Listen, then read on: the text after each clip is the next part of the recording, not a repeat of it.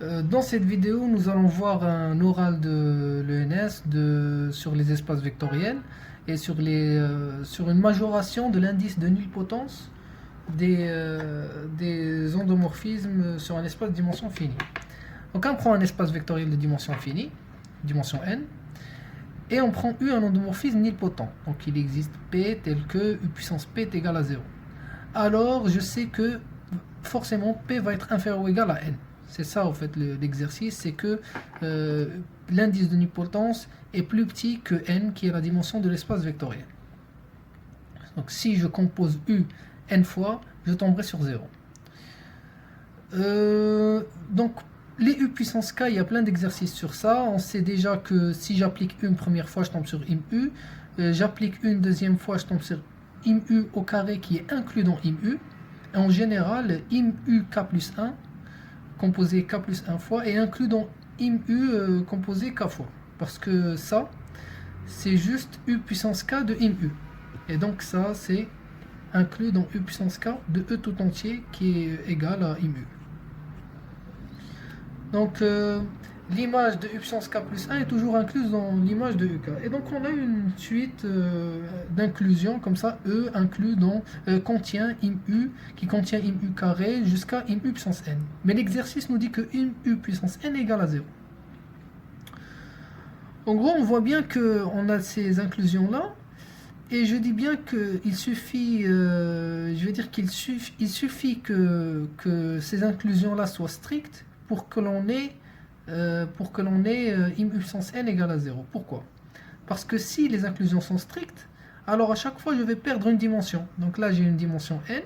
S'il y a une inclusion stricte, vu que c'est des espaces vectoriels en dimension finie, alors celui-là il va être de dimension n-1 au maximum, et ça au maximum dimension n-2, je perds une dimension à chaque fois, et là je serai au maximum en dimension 0, et donc l'espace vectoriel sera égal à 0.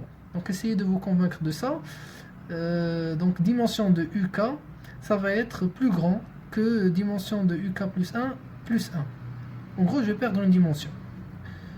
Dimension de UK plus 1 va être plus petit que dimension de UK moins 1. Et ça, c'est équivalent à dire que im de UK contient un élément du noyau.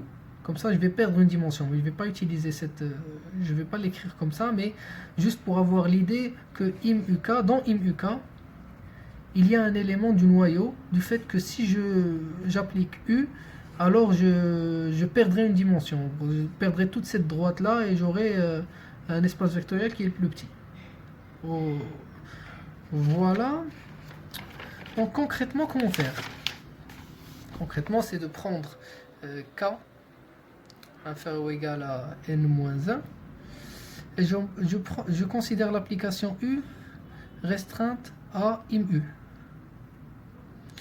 Et je la regarde entre im U, im U puissance K, je veux dire, et im U puissance K plus 1. Cette application-là, je vais dire qu'elle ne peut pas être injective. Pourquoi? Parce que si elle est injective, elle est en plus de cela surjective. Vu que im uk plus 1, im uk, je lui applique u, je tombe sur im uk plus 1. Donc elle est surjective. Si en plus elle est injective, alors c'est un isomorphisme. Or, u restreint à im uk, si c'est un isomorphisme, alors à la puissance n, toujours ça va être différent de 0. Ça va être différent de 0.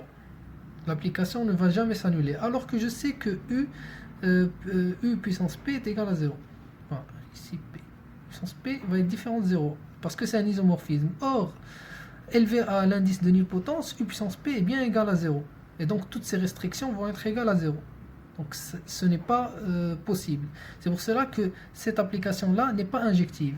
Mais elle n'est pas injective et elle est surjective, donc dimension de im uk va être supérieure, mais strictement à la dimension de im uk plus 1. Cet espace est plus gros que celui-là, donc dimension de uk va être supérieure strictement à dimension de uk plus 1. Et donc, avec des supérieurs à chaque fois, je vais tomber ici sur E, et ici je vais tomber sur 0, dimension de un. Voilà, je perds à chaque fois une dimension. J'ai dit une bêtise. Et c'est ici où où j'écris dimension de E égale à n. Et à chaque fois, je vais perdre une dimension jusqu'à tomber dans dimension de U puissance n qui est égale à 0. Donc, voilà. Donc, parce que là, la justification, c'est que là, il y a n inégalités. Et à chaque fois, je perds une dimension. Je suis obligé de tomber sur 0 ici.